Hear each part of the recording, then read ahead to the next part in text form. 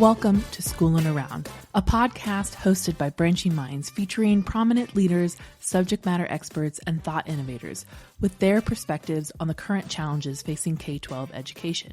I'm your host, Larissa Napolitan, a former teacher, instructional coach, and a member of the Branching Minds team.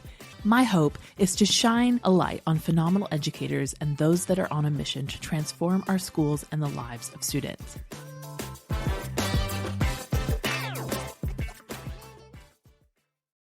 There is a unique thrill in starting something new, setting a goal, drafting a plan, or feeling that initial surge of excitement. However, sustaining that energy is a different challenge entirely, and it's easy to lose momentum when you find yourself in the middle of the work. So success is built on momentum, which is why we this fall recognize schools and educators doing the heavy lifting to keep their MTSS work moving forward. And so we invited educators to nominate their schools by highlighting the impactful work they are currently doing. And today we are proud to feature one of our winners. So joining us to share their journey are the educators from Lee School and Norridge School District in Illinois. And they're going to discuss their dedication to creating lasting momentum in their MTSS framework. Welcome to the podcast. Thank you. So I'm going to have you each kind of introduce yourselves and tell us a little bit about Lee School. So I'm going to start with Sean. Go ahead and introduce yourself, and then you can kind of pass it around. Sure. My name is Sean Raviola. I am the principal here at Lee School. I'm in my fifth year here in Norridge, and really excited to share a little bit about our work over the past few years. And I will send you over to Josie. My name is Josie Giannini. I've been the interventionist here for a few years. I love it. I'm not only an educator in Norridge, I'm also a Norridge resident. There's a big sense of community, not only in our town, but in the school. We're just one big family, which makes it easy to come here and do what we do every day. And I'm Erin Savage. I am also an academic interventionist at Lee School. I actually student taught here in 2009 and have been here ever since. So I have been a Lee Tiger for a long time and am a big supporter of the students who go here and the teachers who work here. It's a really good sense of community and family. And once you're in, it's difficult to leave. So tell me a little bit about Norridge itself, and then sort of kind of give me a little bit of snapshot of some demographics for Lee School and what that way, just to orient our listeners around that.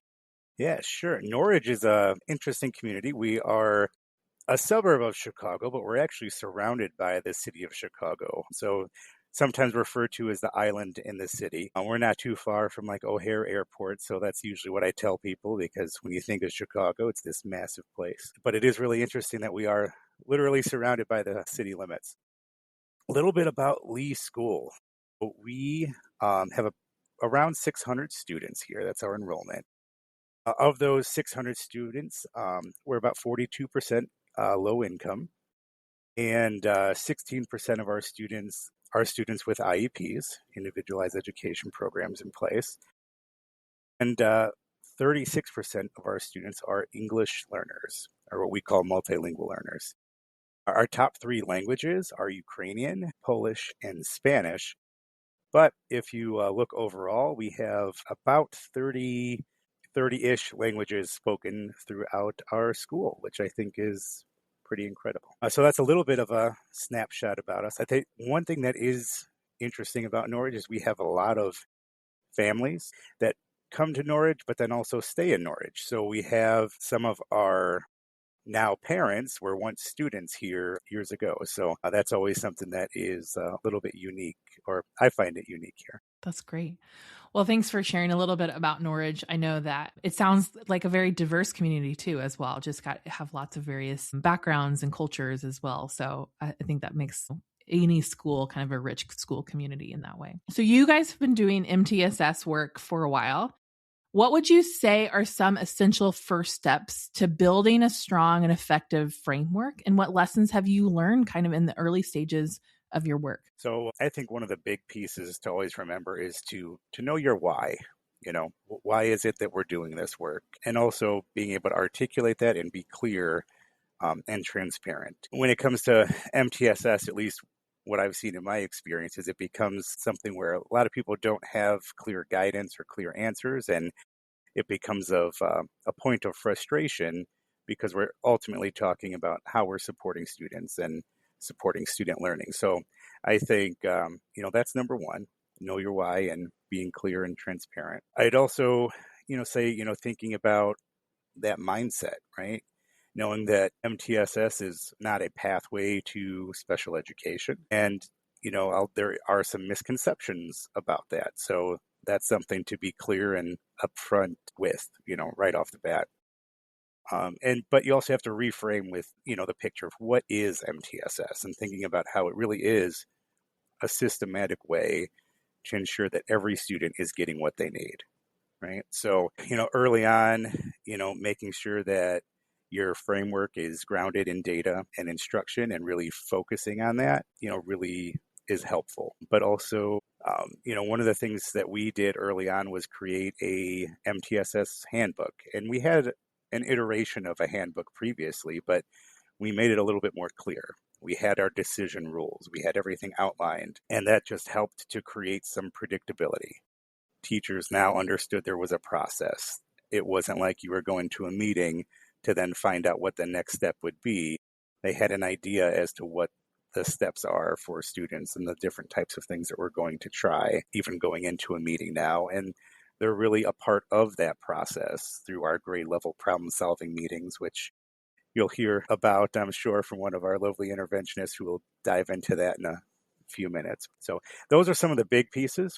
But in terms of lessons learned, some of the things that I learned personally, having tools and resources, I would say we had a whole, I'll just say a boatload of resources and tools and intervention kits and things like that. But those tools don't fix a broken system. It really is the systematic pieces. Another lesson learned, and something that I've been trying to stress to my teachers here, don't overthink Tier 2. A lot of times we think it has to be something completely different. It has to be a separate thing, a separate product, a separate, type of intervention that we're doing, where it could just be more time with the teacher, where we're working and being intentional and deliberate with how we're working with that. And that leads into my other lesson learned is that consistency beats perfection. Like we're not striving for perfection. We're striving to be consistent because we know that when we are consistent, our students thrive off of that. And, we've seen some great results specifically within our Tier 2 and our Tier 3 MTSS system for academics. Well, I'm excited to hear more about those results, but I love what you said about how, you can have all the tools in the world, but you can't fix a broken system, and having a systematic way. I think you highlighted like your handbook being essential and practical. I think that's really great. Like there's a lot of times we see a handbook that has all the right language in it, but like it's hard for the educators to pull out what they really need. Having those decision rules and the standard treatment protocol for all those things is so essential to actually make the work happen and make it doable. Cause I think there's a lot of times we see MTSS is not very doable. So it sounds like you're doing all the right things there. Okay. So I'm sure that the interventionist can answer a little bit of this too. So your team was awarded the MTSS Momentum Award for leadership and collaboration. And we know that collaboration and teamwork is vital for student success. We know that within MTSS. So how have you structured your teams to improve collaboration and ensure that everyone is working towards the same goals for supporting students? So we meet with the grade level teams monthly. We call them grade level problem solving meetings, where teachers can bring up students who have been struggling academically or any kind of concerns that they have with them. And it's a time for Josie and I to kind of help problem solve as best as we can, offer solutions if we can, different things to try. Those conversations also kind of help put those students on our radar so that we know who to really kind of keep an eye on and who might need more intensive support coming down the line. We also have day-to-day discussions. Those come up around benchmark times. So we review student data. We see what kind of progress the students have made. If there's a student who hasn't made progress or hasn't made significant progress, we make sure that the teachers are part of those discussions, because maybe a kid had an off day and they just didn't do well on the test that day. That doesn't necessarily mean they're not making progress or that they're struggling. So it's really important for us to have the teachers in those conversations because they're the ones who are really on the front lines and with these kids every day, and they know them the best in this building. So really getting their input on those meetings is really helpful to kind of help drive what kind of support these students need.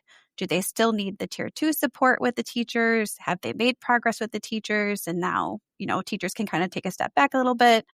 Or do they need some support from Josie or I? We also work a lot with teachers on creating plans and goals for students in branching minds. Those tier 2 students, the teachers are the ones who create the goals for them. Josie and I make sure that we're available to help them. Sean has also made sure that he's available to help teachers out and answer questions. But again, teachers really know their students and they know what is accessible to them and what they will be successful doing. So it's important for us to make sure that yes, they're part of the conversation, but that they're also the ones creating those plans and goals for their students. Josie and I make sure that we're available to help if any questions comes up. And of course, you don't use it, you lose it. So sometimes when those meetings come around and it's time to make those goals, teachers might forget the steps a little bit.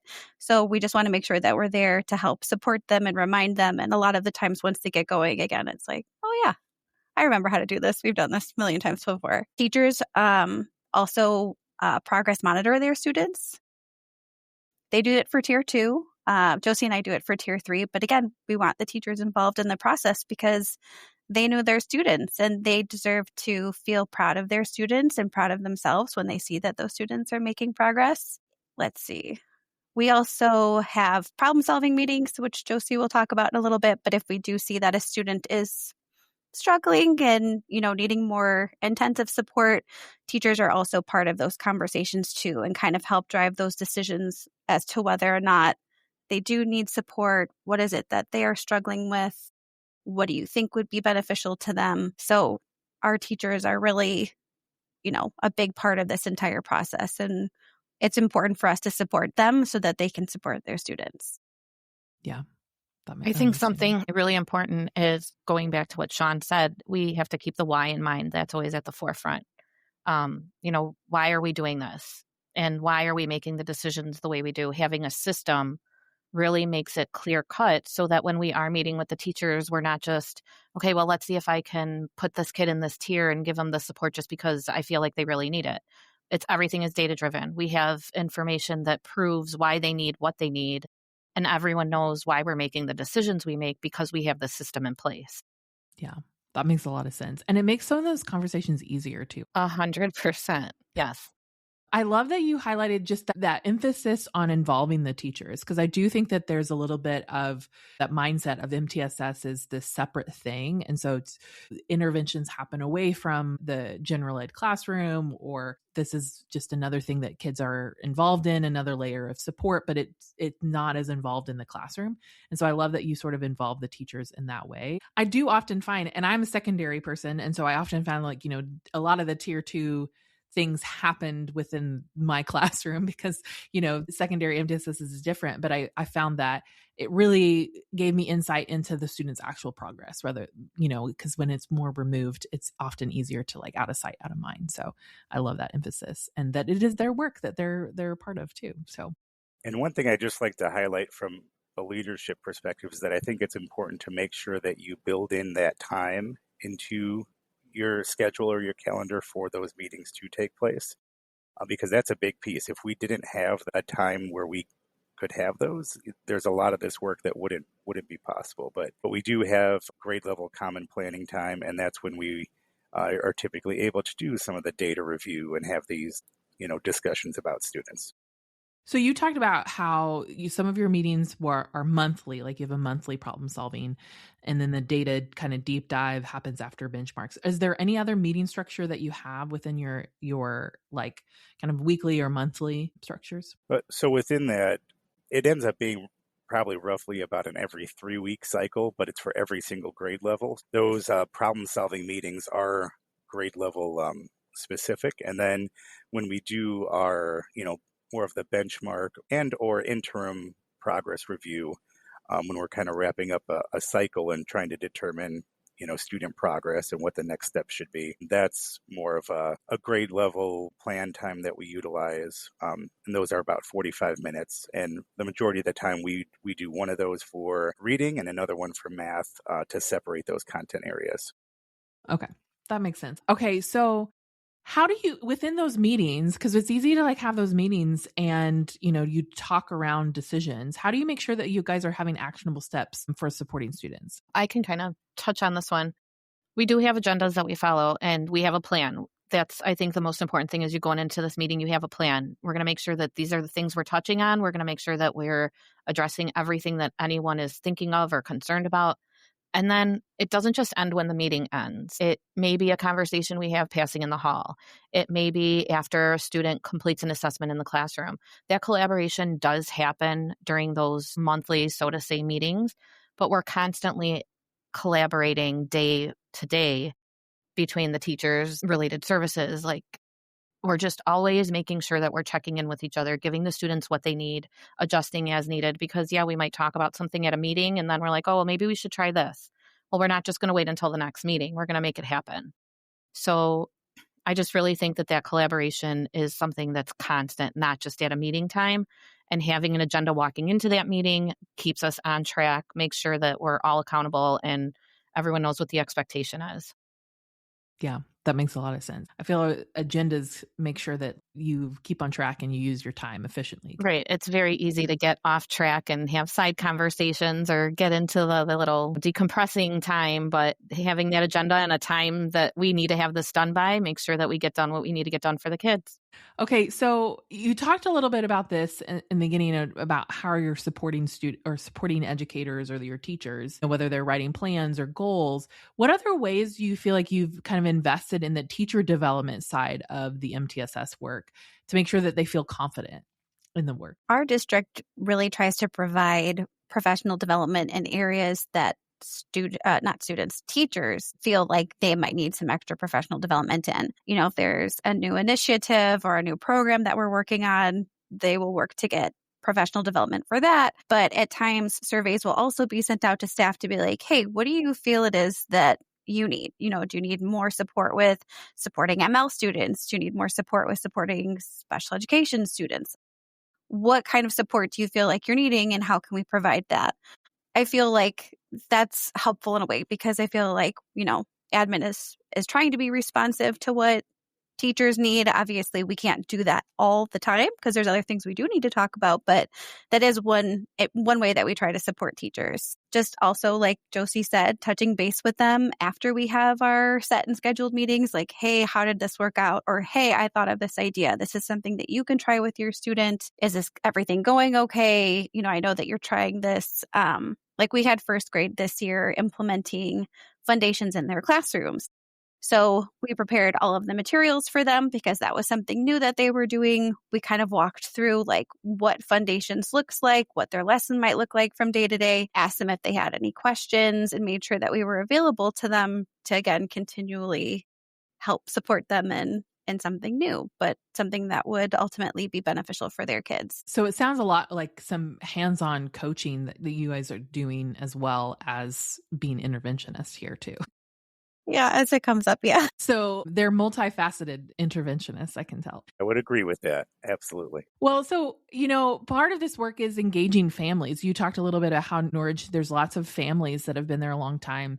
What approaches have you used to build that strong relationships with families and encourage them to be active partners in this process? This is something I'm very excited about and passionate about because I'm a parent myself and I want to help my kids. I want to help them be successful in school. And yes, I'm a teacher. So yes, I have my own tricks that may or may not work, but I also know it's hard as a parent. You want your kid to be successful. You want to see them strive and be successful, but you don't know always how to do that.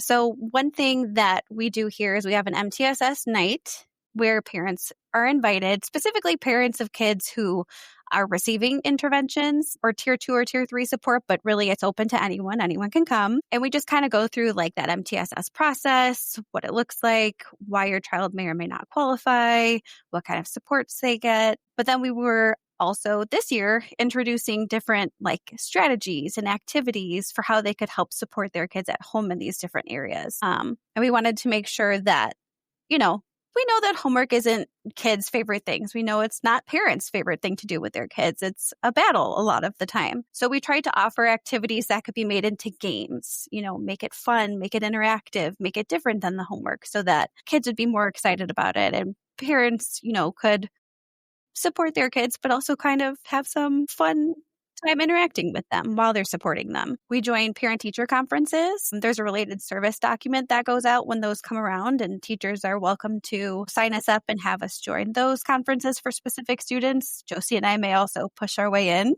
and say, hey, we want to come talk to this parent about what's going on in our group, even though we weren't invited. We also have problem-solving meetings. So if we see that a student's really not making progress, we'll invite the parent to come in.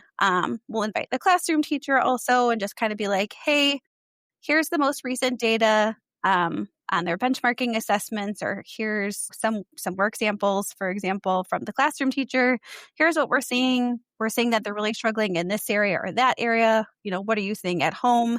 And a lot of times parents will be like, oh yeah, we see that too. We're trying to read at home and it's just really hard for them. Or we try to do math homework at home and they're really not getting it. So a lot of the times when we're bringing up, that a student may be struggling in a specific academic area, it's not something that's new to the parent, but we want to bring them in and let them know that we're noticing this and kind of make a more specific plan for them, get the parents' feedback on what they think. And then Josie and I will also offer suggestions for how to help support students at home too. This year, we've also just started to do progress reports. So at the end of an intervention cycle, we go over what area they're receiving an intervention in, what their kids did really great in, what they caught on to. We also put, areas of needs, whatever it is that they're still working on. And we include their progress monitoring data with that so parents can get another glimpse at how they're doing and what it is that they're working on. We also called parents to let them know that these were coming home. Parents were kind of surprised when we called, like, oh no, is everything okay? Why are you calling me? What's going on? And we're like, no, it's fine. We're just letting you know, this is how your kid is doing. We're going to keep working with them. Or, wow, your kid did such a great job. They're actually not going to work with us anymore. And let them know that these progress reports are coming home too, just so they knew what it was, who it was coming from, because we all know sometimes parents can get inundated with paperwork from school. Yeah. Or it gets lost in the backpack or Yeah. something, Sure. Now, just to piggyback off of what Aaron was saying there is, all of these things were not necessarily in place a few years ago, right? These are things that we've been continuously working on and continuously improving. I've been in meetings a few years back where parents were a little bit more surprised where, oh my gosh, I didn't know my student was struggling to this level. Those are like big red flags for me as a school leader and as a parent myself. I'm like, oh my gosh, I would not want to have that initial conversation at that point. So we've been really intentional and deliberate with planning out our communication protocol to make sure that we are communicating with parents early on. So that way there aren't no surprises. We want to be transparent. We want you to know where your student is. And it's okay if they are struggling. That's what we're here for. But we need to have those honest conversations and bring families in because we can't do this alone. And that really is critical, is forming that relationship with parents, making sure, they know that we're here to support their child. And at the end of the day, just working together to make sure we're all doing the best that we can. And when you think about, I'm just thinking about that word momentum because it's in the award name, right? We continuously keep that momentum going. Yes, we've had an MTSS night, but then we said, okay, let's layer on some at-home activities into that event. Like, let's layer on progress reports so that way parents are having those updates. Let's layer in a phone call too, so that way they have that connection. And when you know better, you do better. And if you just keep going and keep pushing forward, I'm a big Chicago Bears fan, and good, better, best is our motto right now. So I'm going to roll with that. By the time this airs, they may be out of the playoff, but or this is shared out, but it's all right. But how do we keep some things going, and how do we really build that momentum, and not just say, hey, things are going good, we're good. No, we're gonna keep going and making it the best that we can because our students deserve it. I also think it's important because it's showing that we're not just collaborating in the building, we're collaborating with the parents because we're all on the same team. And it helps the parents understand, like, hey, we're real people. We really care about the kids. We're all working together. We're not just here to do our job from 8 to 3 and then we're out. We're keeping you informed every step of the way. We're letting you know what we're doing. We're letting you know what our system is so that you understand why we're also making these decisions, so that it also kind of makes those conversations a little bit easier as well when it comes to having to move a student to a problem-solving meeting and say, well, this is what we've tried. We don't make these decisions lightly. We use many different strategies for longer periods of time to give these kids a chance to show us what they've got and to show us that this is the support that they need and that's what works for them. It just helps us relate to the parents to show them, we're here to work with you. Well, I like what you said. It's about being on the same team. And I always found that if you're approaching parent conversations in that way of like, hey, we want your student to be successful, just like you do, sort of helps bridge that gap. And oftentimes I found that parents are like, oh, good, I don't know I need some help. I mean, I'm glad that I'm not alone in helping my student. And I love that. I love that you did like an MTSS night, because I do think that I've fielded questions from my own siblings calling me about their students and MTSS. They're like, what is this? Tell me about it. So it's helpful to like sort of level set that understanding for parents where, they may often remember their own educational experience, but they're like, is this the new thing? What is this? So I think that that's such a great idea. And then as well, sort of extending that learning and any communication. So hopefully like our audience can kind of have a little takeaway of some different ideas that they can try. I also wanted to comment on something you talked about where you said, Sean, you're continuously improving, like you're adding new layers, maybe every year, every semester, you're adding new layers to what you're already doing. And I love that mindset, because I think oftentimes we have that idea that if we can't do it perfectly, we shouldn't do it at all, or we don't have enough funding or time or resources to do everything.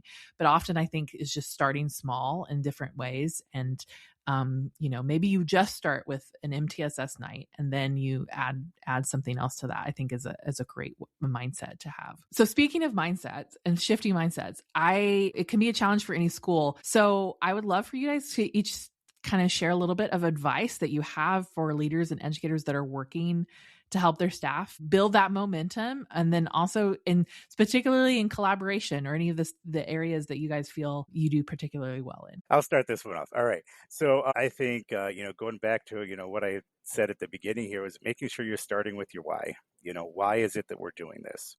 Because I think that is critical. And if we're really keeping our students at the forefront of what we're doing and wanting to make sure we're supporting our students, let's make sure that that's crystal clear for everyone. And then I think along with that, just building that clarity for your team. So that way it seems like a more transparent process. And because that's what I think our teachers are looking for, is they want to know, okay, what is it that I need to do? And when we don't know something, that's when I feel like, this area is a little bit murky. But if we have a clear handbook, clear decision rules, clear systems in how we do things, I think one of the things is it starts to build the trust in the process, because people become a little bit more familiar and get on board with that. And because they understand it's predictable. We know what's going to happen. We know when we have our GLIPS meetings, we know that we have our data review day-to-days. Those are all things that just become how we do what we do. And that's how we work in our student supports. Yeah. I wanted to comment real quick.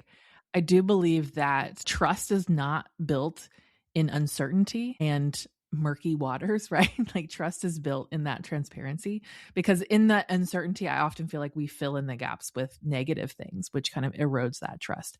And so I think that that's a great mindset. I love that. Josie, what were you going to say?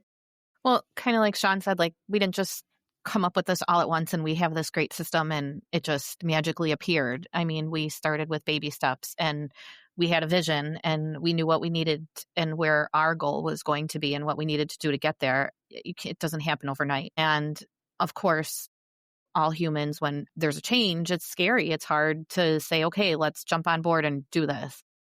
But, we take those baby steps and we've created this system and we make it very easy for the teachers to understand why we're doing it the way we're doing it. And having a platform like Branching Minds just makes it so easy to understand why we're doing the steps and taking these steps to do what we're doing, because you can go in there and you can see, okay, well, this kid is a multilingual learner, or, there's some social emotional things going on, or, hey, I've noticed that academically I can see their progress report on here, or I'm sorry, their progress monitoring. And I noticed that they've been struggling with this for quite a while. What do we need to do to help them succeed? Everything is all in one place. We can see if maybe the student has been absent quite a bit. There's so many little pieces that gives us that full picture, and everyone that works with that student has access to that. So that helps us achieve what we need to do to help the kids achieve. I like that. Erin, what would you say? Kind of like, Sean and Josie have already said, start small. It's really overwhelming to think about the whole process and all the little pieces that fit into the process. Just start small. Pick one thing. Where are you going to start? And then just build upon that, kind of, building blocks or Legos like the kids do. But I would also say make sure that teacher support is there, because teachers get inundated with new initiatives all the time. And they're in the classrooms. They have so many things to deal with on a daily basis. And to hear that, a new process is going to be put in place can be daunting. So I think we really need to make sure that teachers understand why the process is being put in place, but also make sure that you're supporting the teachers and helping the teachers. This is what we're going to be doing. This is what it's going to look like. How can I help you? What do you need from me to help you get this done? There's going to be pushback because, like Josie said, change is scary, but you just got to keep, showing up for your teachers and supporting them, and showing them that you're there for them and providing that support will help build that trust and help them become part of this process. I remember the first time I had to enter a plan and a goal for all the students we were working with. I was like, oh my gosh, how am I going to do this? It's scary using something so important that is important. I like that. Well, thank you so much for chatting with me today about Lee School and the work that you're doing. It is so, as a former educator, I know that the days are long and there's always more work to be done. And so just thank you on behalf of Branching Minds. Just thank you for all the hard work that you do for your students, and congratulations on your award. Thank you. Thank Do you. you mind if I just do a quick shout out here? Yes, feel free. Because Yeah. I really just want to say that the magic really is our teachers.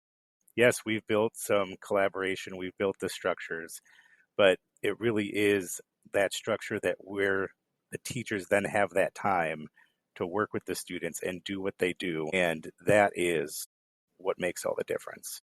So it really is coupling all that together. But the magic is our teachers. Well, I think that's a great place to end. So thank you so much for being here. Right. Thank you. Thank you.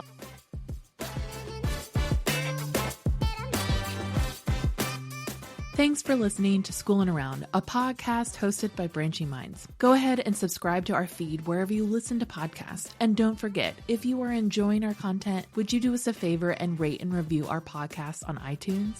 This helps others find our podcast and lets us know how much you love what we're creating. Branching Minds is an educational technology company using learning sciences and technology to help districts effectively personalize learning through MTSS. To learn more about us, check out our website, branchingminds.com, or follow us on Twitter, Facebook, or LinkedIn at Branching Minds.